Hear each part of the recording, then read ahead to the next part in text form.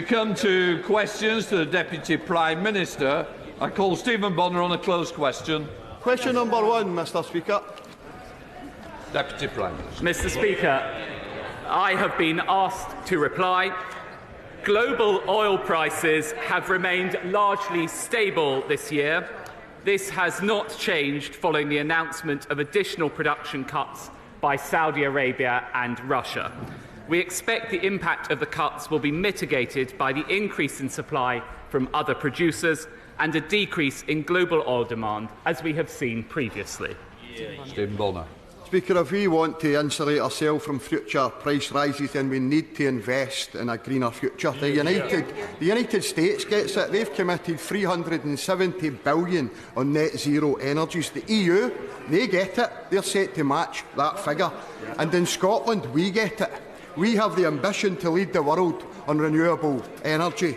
We have the energy, but we do not have the power. So why is Westminster trying to block Scotland's path to a safer, greener future? Deputy Prime Minister. Well, Mr. Speaker, we of course will continue to invest in renewables, but I would say to the party opposite, we should also invest in our energy independence, and that means investing in the North Sea. If we fail to invest in the North Sea, we'll be more reliant on foreign producers and we will have higher carbon emissions as we import from elsewhere. Craig McKinley. Question 2, Mr. Speaker. Deputy Prime Minister. Thank you, Mr. Speaker. Mr. Speaker, my right honourable friend, the Prime Minister, is in Vilnius attending the NATO summit. This summit is an opportunity to build on the work we have done over the past year, strengthening NATO and supporting Ukraine. Mr. Speaker, in addition to my meetings in this House, I shall have further such meetings later today. McKinley. Mr. Speaker, New Labour's old mantra used to be education, education, education. Its new one seems to be tax education, tax education, tax education. Does the Deputy Prime Minister share my disgust at Labour's plans to tax education and choice, which could lead to 40,000 pupils being sent into the state sector with the cost to the taxpayer? I have a number of English language schools in my constituency, and they are concerned that this will apply to them as well as tuition, out-of-hours tuition, and sports training additionally. Does the Deputy Prime Minister object to these measures as strongly as I do? Deputy Prime Minister. Yes, well, once again, we have seen from the Labour Party them putting the politics of envy above the interests of children in this country. And as my honourable friend rightly highlights, recent analysis shows this could lead to over 40,000 pupils leaving the schools they're in, placing further burdens on existing schools and costing £300 million. We now come to the Deputy Leader of the Opposition, Angela Rayner.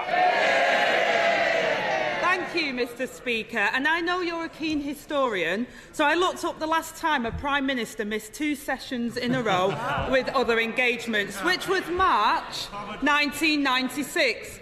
And I'm very proud to be filling the boots of Lord John Prescott. But I think it's safe to say he's no Heseltine, Mr. Speaker. Why is it, John Prescott asked, that in Tory Britain, tens of thousands of families are facing repossession, negative equity and homelessness? And can he tell us, 27 years later, why I'm having to ask the same question? Deputy Prime Minister. Well, clearly the right honourable lady did not listen to my previous comments. The Prime Minister is at NATO. Of course, that wouldn't be a problem if she'd had her way. Her old boss wanted to abandon Ukraine, abolish the army and withdraw from NATO, and he certainly wouldn't be going to any summit, Mr. Speaker.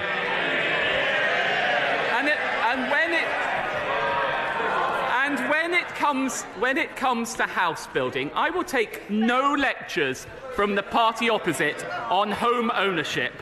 My parents would not have been able to buy their own home if it were not for Margaret Thatcher and the reforms introduced by her government. and this government is building on those with record house building. Mr. Speaker, I think he's taking lessons from the former Prime Minister on telling the facts. The last Labour government worked hard to dramatically reduce the number of children in temporary accommodation. But under the Tories, the number of homeless children has risen by 75%. I'm proud of our record on tackling child poverty. Does the right honourable gentleman feel ashamed of his? Deputy Prime Minister. I'll tell you what this government has done. We've lifted 400,000 children out of child poverty. We have introduced the national living wage, something the party opposite totally failed to do, and increased the national living wage by the largest amount ever, meaning £1,800 for working people, and cutting their taxes by doubling the personal allowance. That is the surest way to ensure we lift people out of poverty, and would never have happened with the party opposite. Angela Rayner. Mr. Speaker, it's like the ghost of Prime Minister past is still here. And I tell the right honourable gentleman that he should be careful about the stats he used, because the Children's Commissioner warned the other Prime Minister about peddling false narrative on child poverty around those figures. The truth is, rising bills and soaring mortgages and plummeting real wages are pushing more and more families to the brink. Those already struggling are being hit hardest by the Tory mortgage bombshell and rising food costs. So can he tell us how many primary school children have been pushed into poverty since his government took power? Deputy Prime Minister. I would say to the Right Honourable Lady, it is this party, not the party opposite, which extended free school meals to all 5-, 6- and 7-year-olds, something the party opposite failed to do, and it sits alongside many measures we are taking to help people with the cost of living. We are paying half of families' energy bills last winter, funded by our 75% windfall tax, freezing fuel duty, helping families with childcare, and delivering on our pledge to reduce the debt. It may come as a surprise to the Right Honourable Lady, but balancing the books means more than working out how many more millions to take from her union paymasters. Mr. Speaker, once again, he talks about balancing the books. His party crashed the economy. And he seems to be completely oblivious to what it's like for working people in this country at the moment. New research out today shows that 400,000 more primary school-aged children are growing up in poverty since his government came to office. Why does he think that is? Deputy Prime Minister. I will take absolutely no lectures whatsoever from the party opposite about how we help children in the most need. It is record investment from this government in education, £2 billion more this year, £2 billion next year, which is giving those very children the best possible start in life, ensuring that we have the highest reading standards in the Western world. And I have to say to the Honourable Lady, listen, her leader says he hates tree huggers. They seem very keen on hugging that magic money tree. Angela Rayner.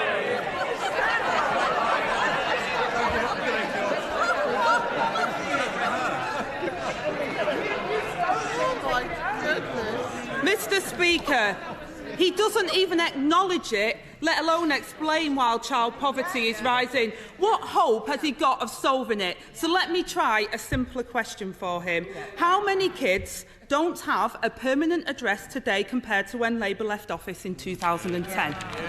Deputy Prime Minister. We can exchange all these numbers across the dispatch box.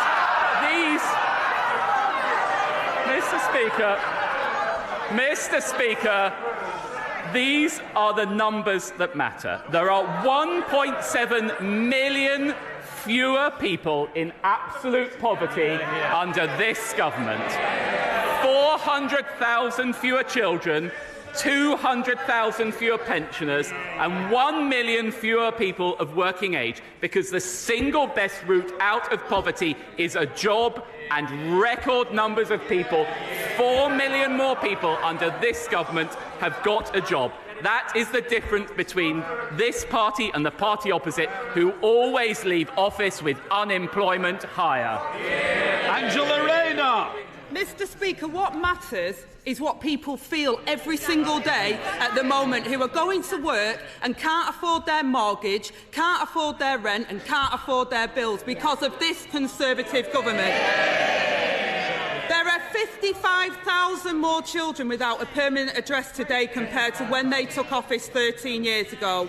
We've gone from a Labour cabinet focused on tackling child poverty to Tory ministers who won't even admit the problem. Yes. Just like the Question Time in March 1996, they can only offer excuses and not answers. Lord John Prescott said to Lord Michael Heseltine that day, "How can the right honourable gentleman be so complacent in the face of sheer misery created by his government's policies? 27 years on, why are we asking the exact same thing?"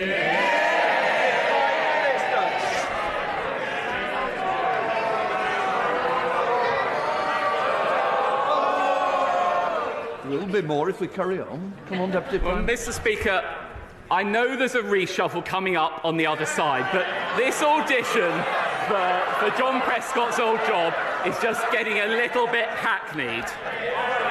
It is this government that has lifted 400,000 children out of poverty. The party opposite, I hear the right lady, claiming to be the party of working people, but under their policies, people can't even get to work. They support Just Stop Oil protesters blocking our roads. They support their union paymasters stopping our trains. And, of course, they support the hated ULEZ stopping cars across our capital. While Conservatives get Britain moving, Labour are standing in everyone's way.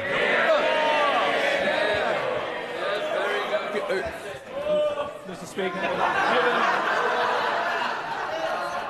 given the Mansion House Compact does not encourage our pension funds to invest specifically in British companies, what more can the government do to encourage greater investment in our companies, especially the climate technology startups, which are increasingly going abroad to find the funding they require to the benefit of our competitors? Deputy Prime Minister. Well, I think my honourable friend raises a very important point about both start-up capital and ensuring that we get more money to high-growth companies. I would say that the Chancellor's Pension Compact is a very important step forward and will unlock £75 billion of additional investment. I'm quite confident large amounts of that will go to UK companies, and that sits alongside measures such as the Edinburgh reforms to financial services, again, which will help improve financial services in this country and unlock money for those industries. SNP Deputy Leader Murray Black. Thank you, Mr. Speaker. Last month, the Deputy Prime Minister dismissed warnings from these benches that mortgage rates were nearly back to where they were after the disastrous mini-budget. This week, mortgage rates have surpassed those levels. How high do they need to go until he and his government takes it seriously? Deputy Prime Minister. Mr. Speaker, the honourable lady knows, people around the world know, that the driver of higher mortgage rates is higher inflation. And higher inflation is caused by Russia's invasion of Ukraine and the post-COVID supply chains. But what we have to do is make sure we halve inflation. It's only by getting inflation under control that we will be able to get mortgage rates down, and that requires discipline. Discipline on spending, discipline on public sector pay, and discipline on energy supply, all of which is lacking from that party. Murray Black. Bank of England predict that mortgage payments will rise by at least £500 for 1 million households. The Prime Minister says that people need to hold their nerve. The Chancellor said just last night that mortgage holders should just shop around. Speaking of his own party, the member for South West Devon said, "If the circus doesn't stop by Christmas, it's over." Does the Deputy Prime Minister understand that people can't afford to wait until Christmas and that they need help right now? Deputy Prime Minister. Mr. Speaker, the fundamental thing we have to do is to halve inflation. That is an approach that the IMF, quote, strongly endorses because higher inflation drives higher mortgage rates. But that's not all we are doing. With the mortgage charter, signed up by 90% of mortgage providers, we are giving people help to extend their terms, to go interest only, and to reduce their monthly payments. Now, that action is supported by Martin Lewis, a real money-saving expert, unlike the big spenders on those benches. Stevenson. Last year I visited Abbeyfield House in Wentzfield and I was impressed by this model of assisted living for older people that gave them the independence of a self-contained flat but the ability to eat and socialise together.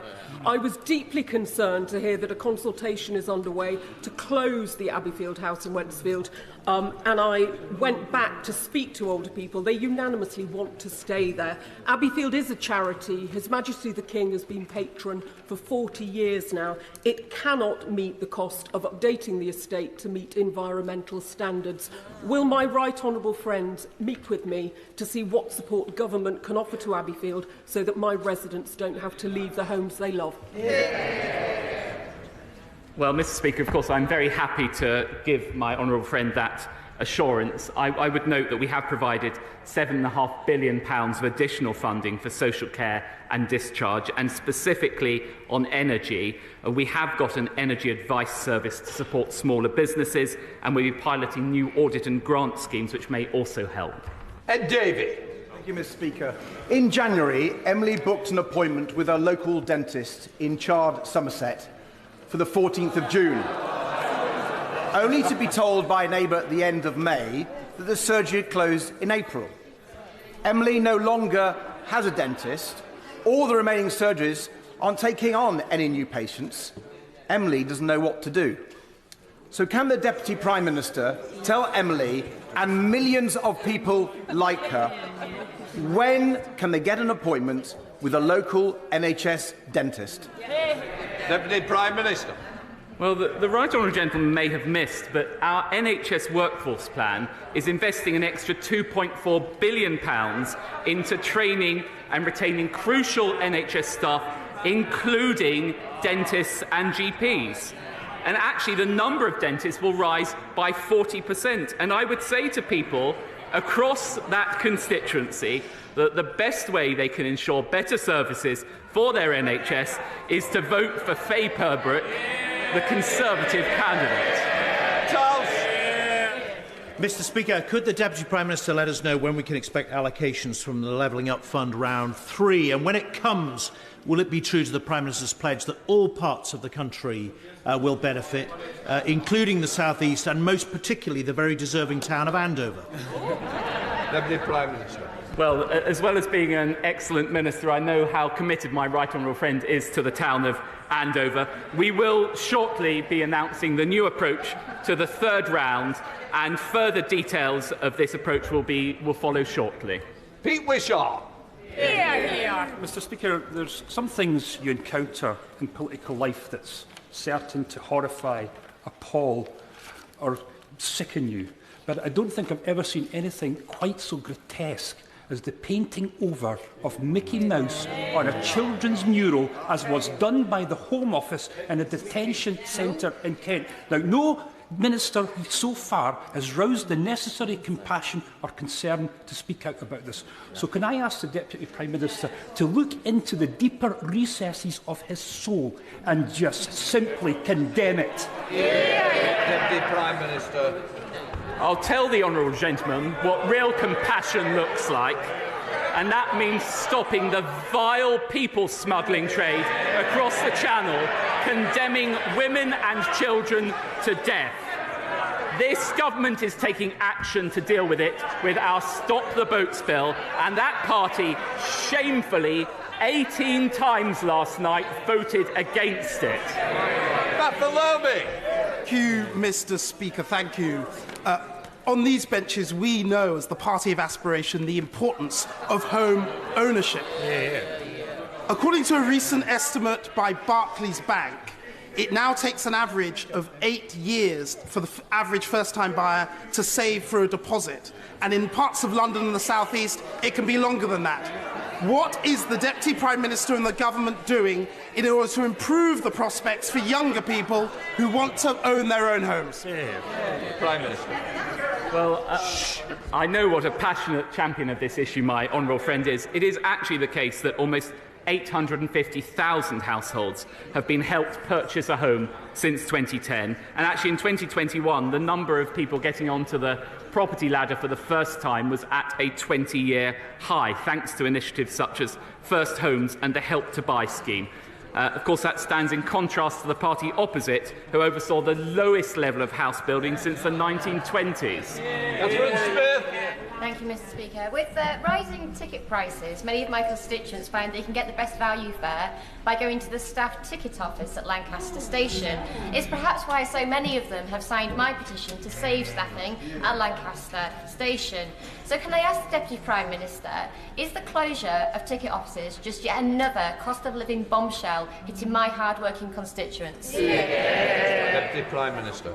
Well, it is important that the railways continue to reform after the record amount of money that we gave them during COVID. I would gently say to the honourable lady that if she's concerned about her constituents getting anywhere on the railways, she should condemn the totally unjustified strikes which close them down week after week. Give forward. Thank you, Mr. Speaker. 4 summers ago, the unprecedented climate change-driven heatwave caused irreparable damage to Chelmsford's flyover. And since then, people from all across Essex have been stuck in Chelmsford, traffic jams, wasting time, hitting our economic growth. We badly need a new junction at the Army and Navy, but the funding decision has been stuck in Whitehall. So will my right honourable friend use his powerful cross-cabinet convening powers to get Treasury and Transport to agree to the money so we can deliver a new junction, stop the traffic jams and get Chelmsford moving again?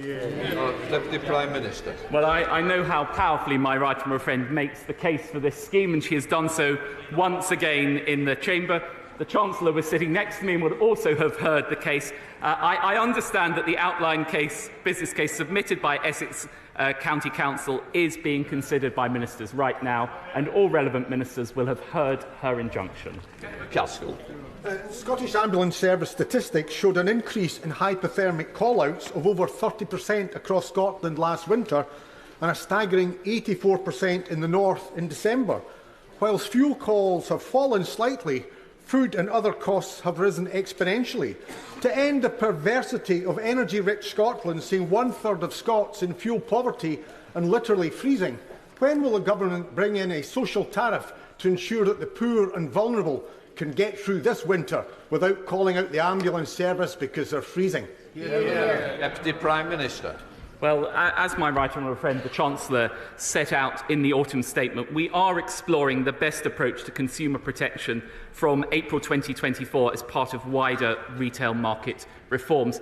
I would just reiterate to the honourable gentleman that this winter we paid half of energy bills in Scotland. That was thanks to the strength of our union. Thank you, Mr. Speaker.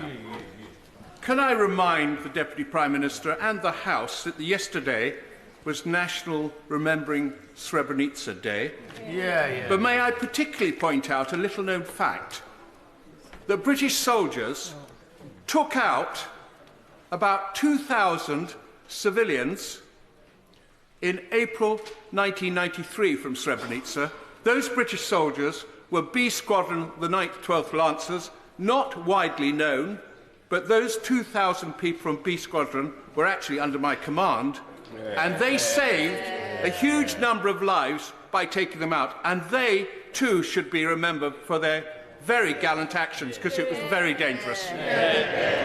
Deputy Prime Minister. Well, I pay tribute to my right honourable and gallant friend, and to all of those who he commanded in the 1990s.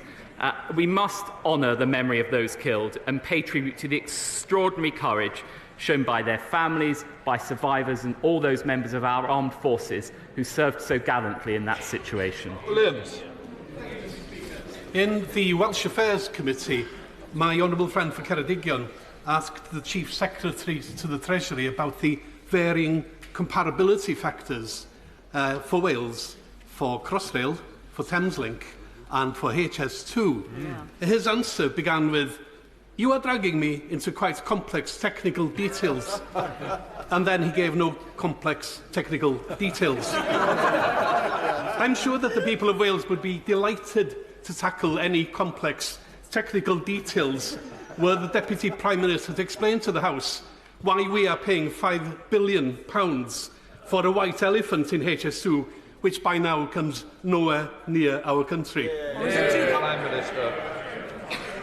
Well, it is thanks to the strength of our United Kingdom that record sums are going to Wales under the Barnett consequentials. Indeed, in the spring budget, we increased devolved administration funding by £630 million. That included £180 million for the Welsh Government. So we're ensuring resources are going to Wales so they can enhance their transport infrastructure. Duncan Baker. Thank you, Mr. Speaker. If it wasn't so serious, it would be comical. However, in Horning on the Norfolk Broads, I have a whole area totally cut off from having a mobile signal, wait for it, until August, because of nesting seagulls taking up residency in the new telecoms mast.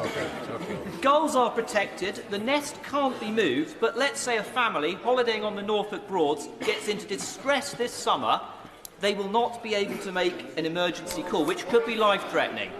Would the Deputy Prime Minister please help me call on Natural England to be sensible and make sure that for public safety reasons we can get a mobile phone mast working in a prime holiday location? Well, we all love the diversity of wildlife in this country, and particularly on the North Norfolk coast that he represents, but I think he makes a very strong point about the balance between that and ensuring people have access to modern communication facilities, and I shall certainly take it up with Natural England. John Speller. Day in, day out, the public and businesses are hit by endless chaos and confusion across government departments. For them, clearly, Britain isn't working. Yeah. Now, if I can paraphrase the Deputy Prime Minister earlier, we know there's a reshuffle coming up on their side. So, can you tell us, is this down to obstruction and incompetence in the civil service, or is it rather that so many of their ministers are just not up to the job? Deputy Prime Minister. Well, I think you can see from the record of this government, whether it's cutting NHS waiting lists, whether it is record funding for our schools and hospitals, we have an excellent team that will continue to serve. Paul Holmes.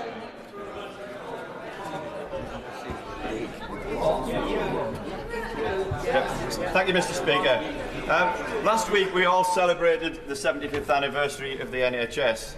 You may not be aware, but it's also the 75th anniversary of Newton Aycliffe, a new town in my constituency, designed by William Beveridge.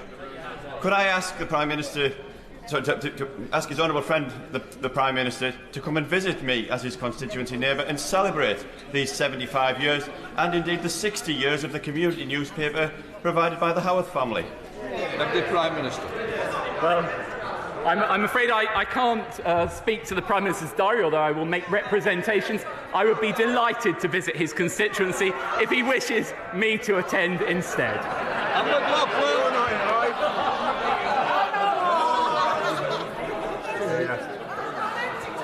Thank you, Mr. Speaker. The day I had to phone my bank and tell them that I was having difficulty paying my mortgage was one that has lived with me for years.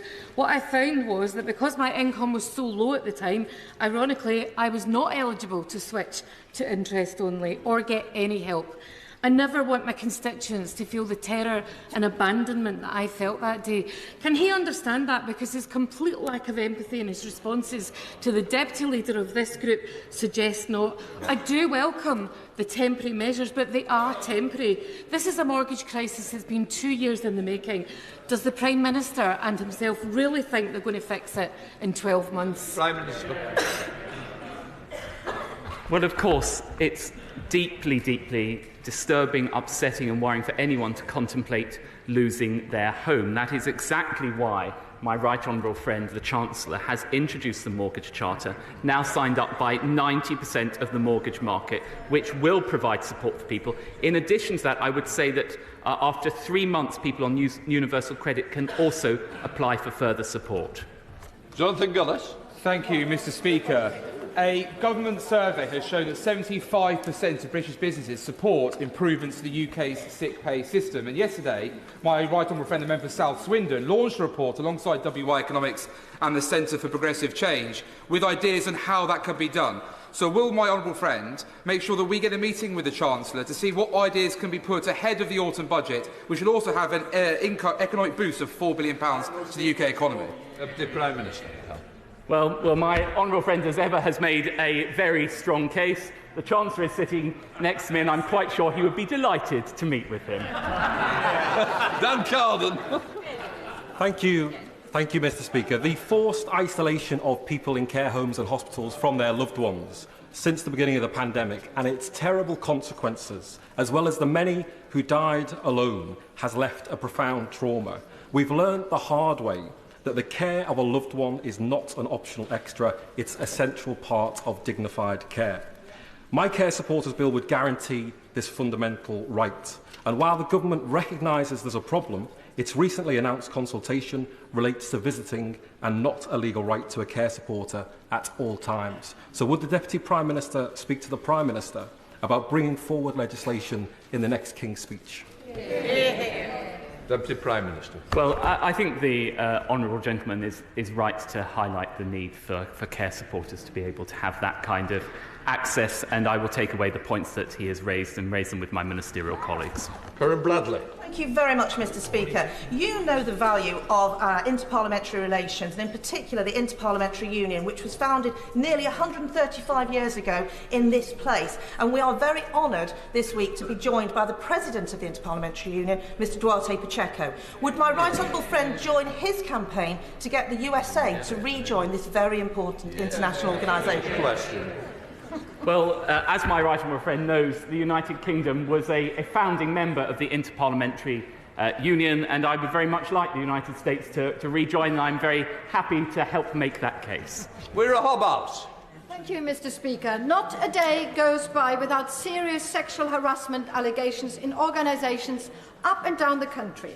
My private member's bill on workplace protection from harassment could go a long way to address some of these serious issues, and indeed the bill has full government support. However, it is currently stuck in the other place. But a compromise is now in sight to amend the bill so that it can pass through the House of Lords. Our rules require that any amendment made in the House of Lords need to come back to the House of Commons. Will he ensure that a small amount of government time is made available in this place between now and the end of the parliamentary session to ensure that this important bill will become law? Deputy Prime Minister. Well, as the honourable lady knows, we have supported the bill, we are working on the bill, and my right honourable friend, the Equalities Minister, is very happy to meet with the honourable lady to discuss the measures further. That completes Deputy Prime Minister's question. Just let the room clear a little.